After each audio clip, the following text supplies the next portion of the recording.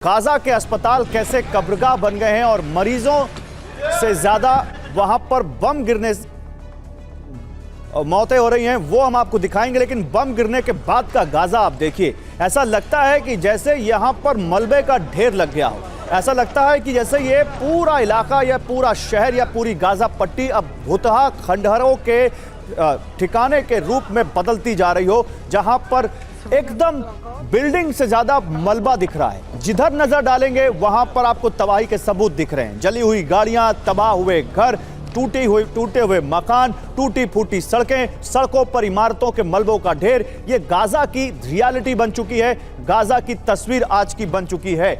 बम गिरने के बाद का गाजा बन चुका है, यह आप देख सकते हैं। इसके बावजूद हमास लगातार कह रहा है कि हम इजराइल के आगे झुकेंगे नहीं। इसके बावजूद इजराइल लगातार कह रहा है कि हमास को हम छोड़ेंगे नहीं। लेकिन तबाह कौन हो रहा है?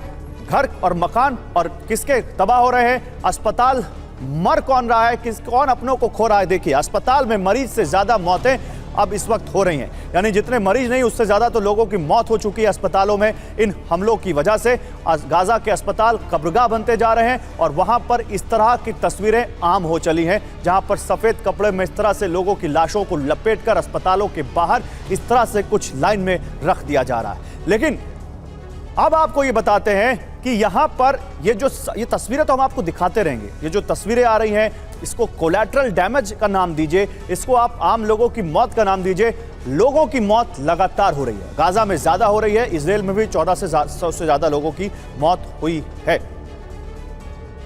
लेकिन इसी के साथ आपको यह भी जानना जरूरी है कि कैसे यह युद्ध अब डिप्लोमेसी का मंच बन चुका है, जियोपॉलिटिक्स का मंच बन चुका है, जहां लोग इजराइल के साथ भी खड़े दिखते हैं और गाजा के साथ भी खड़े दिखते हैं। आपको बताते हैं कि इजराइल के साथ कौन से G7 देश, जो दुनिया के सबसे ताकतवर देशों का संगठन माना जाता है, वो G7 देश खुलकर अपना समर्थन दिखा चुके हैं। अमेरिकी राष्ट्रपति जो बाइडेन नेतन्याहू से मिलने आ चुके हैं। ब्रिटेन के पीएम ऋषि सुनक आ चुके हैं मिलने। इटली की पीएम जॉर्जिया मेलोनी आई थी। जर्मनी के चांसलर ओलाफ शोल्ज आ चुके हैं। ग्रीस के पीएम किरियाकोस मित्सोटाकिस, इसके अलावा ये सब मिलने आ चुके हैं। ये देखिए 1 2 3 4 5। हालांकि ग्रीस G7 में मत गिनिए, लेकिन ऊपर के बाकी 4 G7 में है। और ये G7 बहुत ताकतवर संगठन है, जिसका अभी लास्ट जो मीटिंग हुई हिरोशिमा में।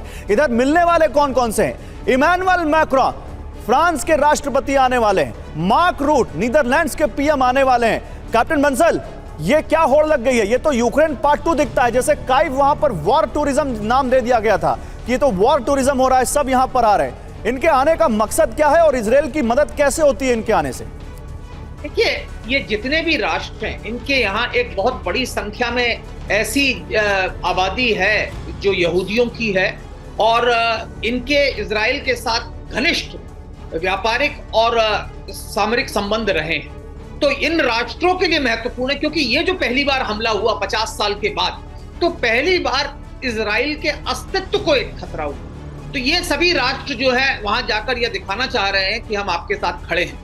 पर साथ ही साथ इनमें से कई राष्ट्रों के यहाँ एक समस्या है कि इनके यहाँ बहुत बड़ी संख्या में ऐसे लोगों की जनसंख्या है जो हमास के प्रति अपनी सहानुभूति व्यक्त कर रहे हैं, उनके साथ उनकी सिंपैथीज हैं और वो चाहेंगे कि जो हमास के जिस तरीके से लोग मर रहे हैं, विशेषकर जो निशस्त्र लोग हैं, जो फिलिस्तीनी लोग हैं जो गाजा में रह रहे हैं, उनकी जो मौत हो रही है उसको रोका जाए। ठीक है। तो ये एक समस्या है जो अभी देखी जाएगी। और आप जैसा बताया आपने कि अधिकांश राष्ट्र ऐसे हैं जो दोनों तरफ से बात कर रहे हैं। अमेरिकी राष्ट्रपति भी फिलिस्तीनियों की मानवीय सहायता देने की बात कर रहे हैं। कतार से बात कर रहे हैं बंधकों के लिए, क्योंकि कतार एक ऐसा राष्ट्र है जो वैचारिक रूप से हमास के सबसे करीब है।